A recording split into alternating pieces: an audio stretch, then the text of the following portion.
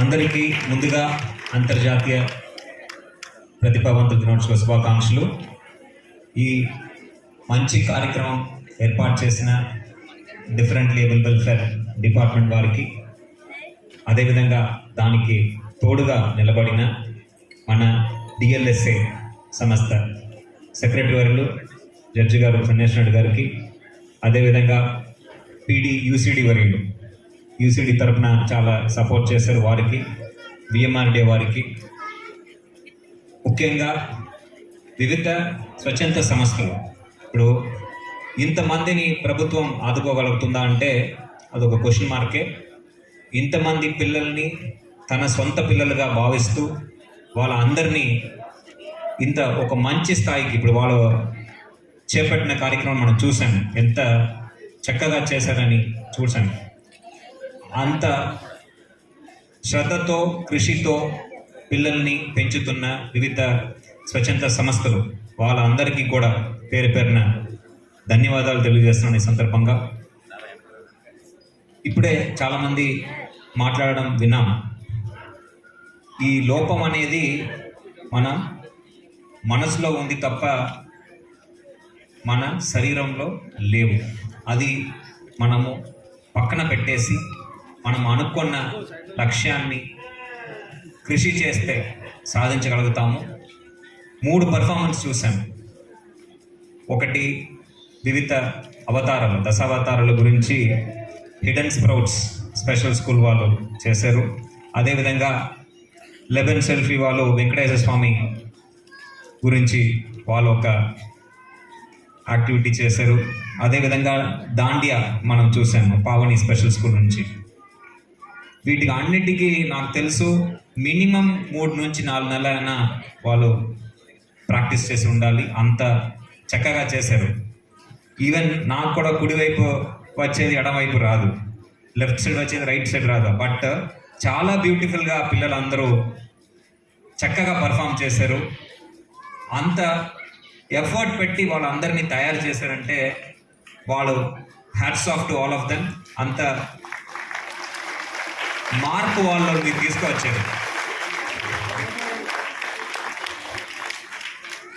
జనరల్గా ఈ differently able చిల్డ్రన్లో ఒక ఇష్యూ ఏంటంటే ఈ symmetry will be an issue. ఒకవైపు వచ్చేది ఇంకొక వైపు రాకపోవచ్చు. అదేవిధంగా ఆ యాక్టివిటీస్ని మెమరైజ్ చేసి ఆ సాంగ్కి ఫలానా మూమెంట్ చేయాలి. అంత కష్టమైన పనిని మీరు ఎలా చేయగలిగారో నేనైతే చెప్పలేకపోతున్నాను. సో అంత ఎఫర్ట్ మీరు పెట్టి ఉన్నారు. గత 3-4 నెలలుగా పెట్టకపోతే ఇంత బ్యూటిఫుల్గా చేయలేరు. దీంట్లో మనం నేర్చుకోవాల్సింది ఏంటంటే ఒక మట్టి లాంటి వారు, ఒక క్లే లాంటి వారు, వాళ్ళని ఏ విధంగా మనం షేప్ చేస్తున్నామో ఆ విధంగా వాళ్ళు మారగలిగేవారు. ఇంత బ్యూటిఫుల్గా వాళ్ళు ఇది చేయగలుగుతారంటే డెఫినెట్గా వాళ్ళు అనుకున్న ప్రతి యాక్టివిటీ కూడా డే టు డే లైఫ్లో వాళ్ళు కావాల్సిన ప్రతి యాక్టివిటీ కూడా వాళ్ళు చేయగలుగుతారనే నమ్మకం మనకు కలగాలి. దీన్ని చూసి పేరెంట్స్ అందరూ కూడా ఈ సందర్భంగా ప్రత్యేకంగా పేరెంట్స్ అందరూ కూడా ఎంత కృషి చేసి ఈ పిల్లలందరినీ మీరు చక్కగా తీసుకువస్తున్నారు. మీకు కూడా ఈ సందర్భంగా నేను ప్రత్యేక ధన్యవాదాలు తెలియజేస్తున్నాను. ప్రభుత్వం తరపున మంచి కార్యక్రమాలు మనము తీసుకురావడం జరుగుతున్నది. ఒక చక్కటి ఉదాహరణ చెప్పాలంటే ఈ పెన్షన్ కార్యక్రమం. ఈ పెన్షన్ దాదాపు 6,000కి 3,000 నుంచి 6,000కి పెంచడం జరిగింది. అంతేకాకుండా ప్రత్యేక సమస్యలు ఉంటాయి. ఒక 2 bed ridden cases for paralysis, అదేవిధంగా 1 మోర్ కేటగిరీ ఆఫ్ పెన్షన్ 15,000 దాకా ప్రభుత్వం ఇస్తున్నది. ఇది ఒక మంచి యాక్టివిటీ. సొసైటీలో వాళ్ళకి ఒక సెక్యూరిటీ ఇవ్వడానికి, సోషల్ సెక్యూరిటీ ఇవ్వడానికి ఈ పెన్షన్ కార్యక్రమం డెఫినెట్గా హెల్ప్ చేస్తుంది. మన ఈ సంవత్సరం టీం చూస్తే కూడా సమాజంలో వాళ్ళని కూడా ఇంటగ్రేట్ చేస్తూ ఒక ఇంక్లూజివ్ సొసైటీగా ఏ విధంగా మనం అభివృద్ధి చెందాలనేది ఈ సంవత్సరం ఒక థీమ్. సో కేవలం సమాజంలో ఒక వర్గం మాత్రం అభివృద్ధి చెంది ఒక వర్గం అభివృద్ధి చెందకపోతే అక్కడ అండ్రెస్ట్ వస్తుంది. ఆ అండ్రెస్ట్ లేకుండా సమాజంలో ఉన్న ప్రతి ఒక్కరు విభిన్న ప్రతిభావంతులు కావచ్చు, మామూలు ప్రజలు కావచ్చు, ఎవరైనా ఒకే రకంగా అభివృద్ధి అంటే వాళ్ళకి కావాల్సిన సంక్షేమ కార్యక్రమాలు కానీ, వాళ్ళకి కావాల్సిన ఆర్థిక సాయం కానీ ప్రతి ఒక్కరికి అందే విధంగా మనము చర్యలు తీసుకోవాలి. అదేవిధంగా ఇప్పుడు మాట్లాడినప్పుడు కొంతమంది కొన్ని ఇష్యూస్ గురించి చెప్పారు, యాక్సెసిబిలిటీ ఇష్యూస్ గురించి చెప్పారు.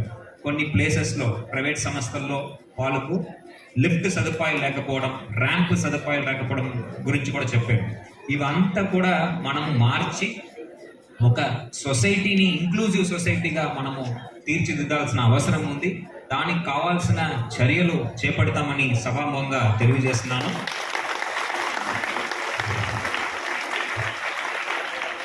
డెఫినెట్గా ప్రభుత్వ కార్యాలయాలతో పాటు private institutions like malls, multiplexes, అదేవిధంగా వివిధ ప్రాంగణాలు అన్నింటిలో కూడా యాక్సెసిబుల్గా మార్చే విధంగా చర్యలు డెఫినెట్గా చేపడతాము. దీంతో పాటు ఇంకా కొన్ని ఇష్యూస్ మనకి చెప్పడం జరిగింది. జాబ్స్ గురించి చెప్పారు, ప్రైవేట్ సంస్థల్లో కూడా జాబ్స్ గురించి చెప్పారు. మనము ఈ మధ్యలో ఒక ప్లేస్మెంట్ కార్యక్రమం ఏర్పాటు చేసాము. రాబోయే రోజుల్లో ఇంకా ఫ్రీక్వెంట్గా సంవత్సరానికి ఒకసారి కాకుండా కనీసం ఒక క్వార్టర్కి ఒకసారి, అంటే 2 to 3 నెలల మధ్యలో ఒకసారి అయినా ఈ స్పెషల్లీ ఏబుల్డ్ చిల్డ్రన్ కోసం, అడల్ట్స్ కోసం ప్రత్యేక రిక్రూట్మెంట్ డ్రైవ్స్ చేస్తామని ఈ సందర్భంగా నేను అందరికీ తెలియజేస్తున్నాను.